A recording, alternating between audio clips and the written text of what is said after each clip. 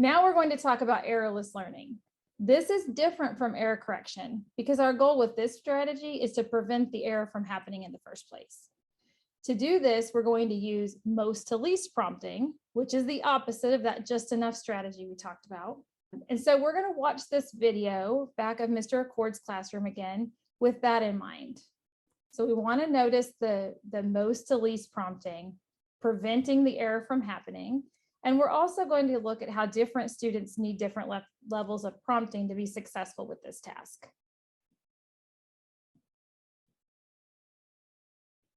Are you ready? I'm going to give you the blue marker. When we make an I, we go down, dot. Your turn. Down, dot. Perfect. Are you ready? We go down, dot. Your turn. We're going to need some partial physicalness, Henry, probably.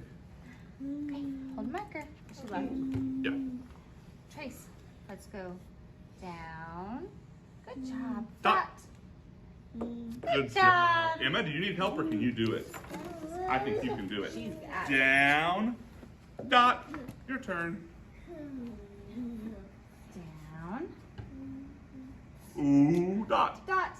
That is perfect. Hey, girls, let's clean up our mess. Ooh.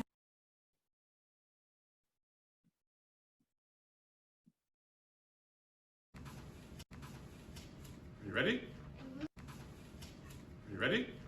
Sorry, y'all, I don't know why the video wants to keep playing and it won't let me go back to my slide. I'm just going to talk over the video or with the video on the screen. So did you notice that the other students didn't need the same level of prompting that Mila needed to be successful? There was one student who didn't need a prompt at all.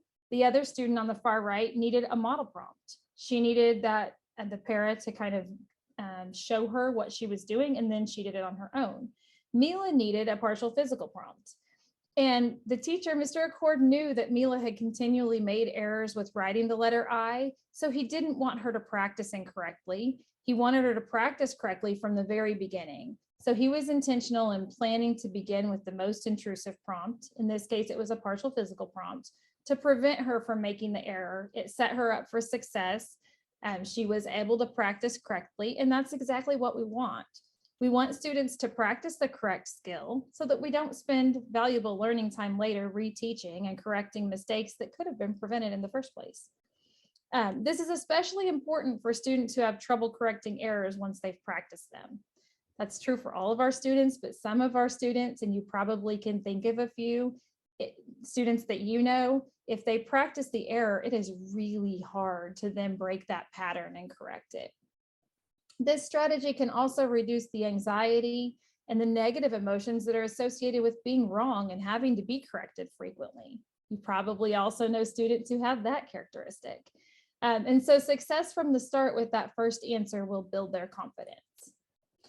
And I want to point out for a minute that what we learned from the data dive that Rebecca shared with us earlier about Mila needing repetition and multiple exposures, just thinking about that and this lesson that we just watched, the skill that we just watched, we could give Mila additional opportunities to practice writing the letter correctly in this lesson, and that would probably support her to just thinking back and what are some things we could do to kind of help Mila be more successful in the task.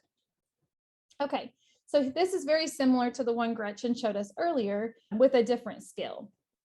This is a most to least prompting hierarchy example, and we're going to use this for the things that kids struggle the most with, like writing. Does anyone have a student who actually loves to write? Because for most of the students I've taught, writing is the least preferred activity. It's hard. So here's an example of a prompting hierarchy showing that error correction with Mila writing the letter I. The first one is what we saw happen in the video. A partial physical prompt was used. And the script for that is when she was given a model to trace, the teacher said down, dot, to verbalize the path of movement for that letter. Once she's successful with that level of prompt, the classroom team can move on to a model. This time there would be no physical prompt. So they would remove that partial physical, She would be given a model to trace, and the script will be trace I down dot, and the teacher could model with their finger that path of movement, kind of like what they did for the student on the right in that example. That was more of a model prompt. And then once Mila is successful with that level of prompting, they'll move on, and the less intrusive prompt would then be a visual verbal prompt, which is what the first student on the far left received in the video. She would be given a model of the letter, and the script is do this down dot. So can you see how we're graduating that level of prompt? We're just fading it back. We're going to rewatch a short portion of that video with these things in mind so that you can really focus on what that looks like for Mila now that we've talked about it. Because sometimes when you have a little more information, it looks a little different.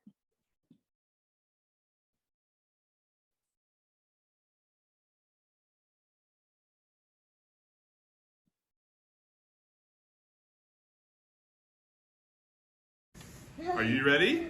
We go down, dot. Your turn. Or need some partial physicalness. Emery probably. So they're not even going to let her practice it incorrectly. Trace, let's go down. Good job. Dot. Good job.